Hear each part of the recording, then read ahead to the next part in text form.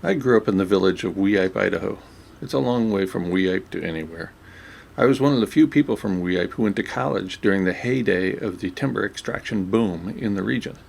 I went to Idaho State University in the autumn of 1978 only because it was expected of me, and, like most people in their teens, I did what was expected of me. I picked the school furthest from where I grew up because it was the school furthest from where I grew up. I majored in mathematics for the first year or so. After acing 3 semesters of calculus and a semester of linear algebra, I smacked head-on into differential equations. It was called DiffyQ by the math geeks, and it destroyed my poorly pondered career as a mathematician. I'm here doing what I do today because DiffyQ and its poor instructor kicked my butt. I was doing fine in DiffyQ until he discovered I played basketball. Unimpressed to the extreme, he made my life difficult enough that I dropped his course, the first time that had happened to me. The underlying problem was that my pursuit of women via basketball interfered with my poorly pondered career path. Like most heterosexual teens, I was interested in members of the opposite sex. Furthermore, I thought said members of the opposite sex would be impressed if I made it onto the Division I basketball team. I was wrong about a lot of things during my teen years.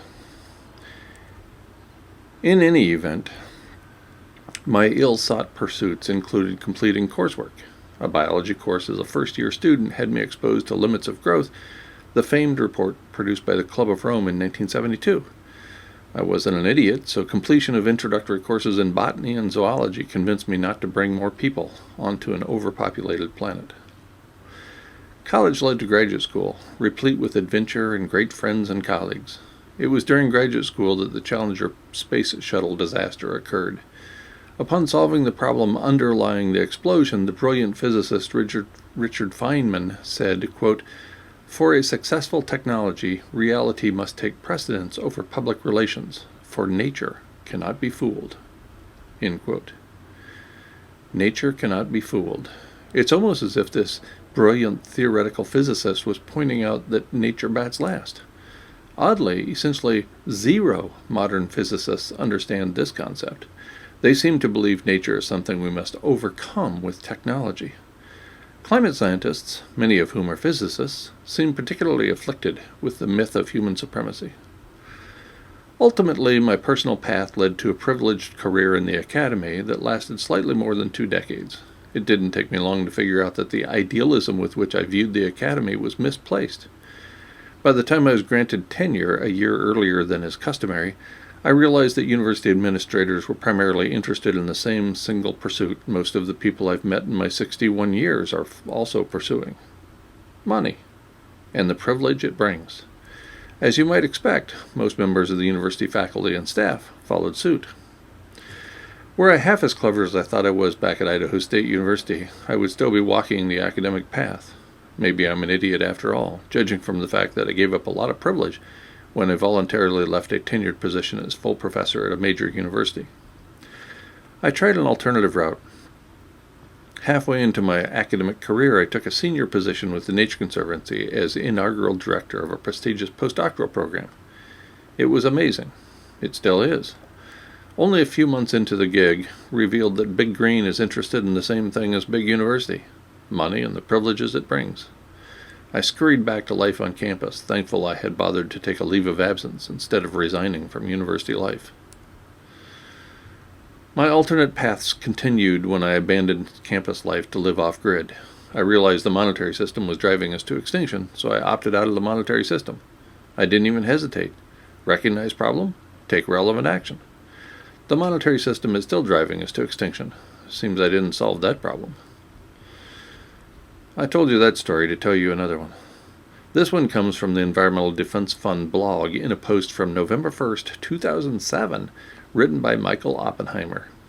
At the time the post was written, Oppenheimer was the Albert G. Milbank Professor of Geosciences and International Affairs at the Woodrow Wilson School and the Department of Geosciences at Princeton University. He also served as science advisor to environmental defense. The blog post is titled "How the IPCC Got Started." It includes the following information. Quote, "The UN's Environment Program, the World Meteorological Organization, and the International Committee of Scientific Unions created an international scientific panel called the Advisory Group on Greenhouse Gases. Oppenheimer was a member of the advisory group on greenhouse gases. The blog post continues.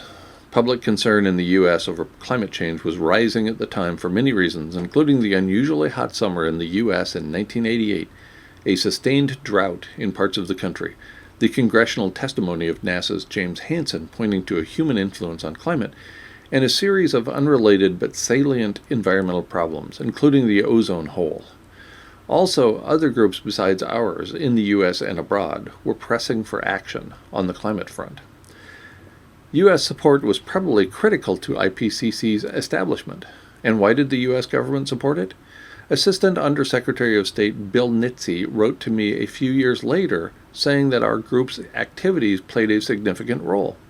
Among other motivations, the U.S. government saw the creation of the IPCC as a way to prevent the activism stimulated by my colleagues and me from controlling the policy agenda. Please think about that. The U.S. government saw the creation of the IPCC as a way to prevent activism. The blog post goes on. I suspect that the Reagan administration believed that, in contrast to our group, most scientists were not activists and would take years to reach any conclusion on the magnitude of the threat. Even if they did, they probably would fail to express it in plain English. The U.S. government must have been quite surprised when IPCC issued its first assessment at the end of 1990, stating clearly that human activity was likely to produce an unprecedented warming. End quote. Oppenheimer goes on to claim that the IPCC has been tremendously successful. I disagree, obviously. The IPCC has succeeded in reducing activism by scientists. Mission accomplished on that front. However, this is not a good outcome. The IPCC has succeeded in calming the masses by claiming that everything is under control. I believe otherwise. Nothing is under control, and certainly not under the control of the IPCC or the world's governments. My response is to live with adventure. As Homer pointed out some 2,800 years ago in the Iliad, quote, "Any moment might be our last," end quote. Homer explains that this is why the gods envy us mortals. We do not live forever, which encourages us to live with urgency. At least some of us. Living with adventure is nearly as important to me as living with integrity. I continue to encourage you and others to seriously ponder your place in the universe and how you might change it for the better.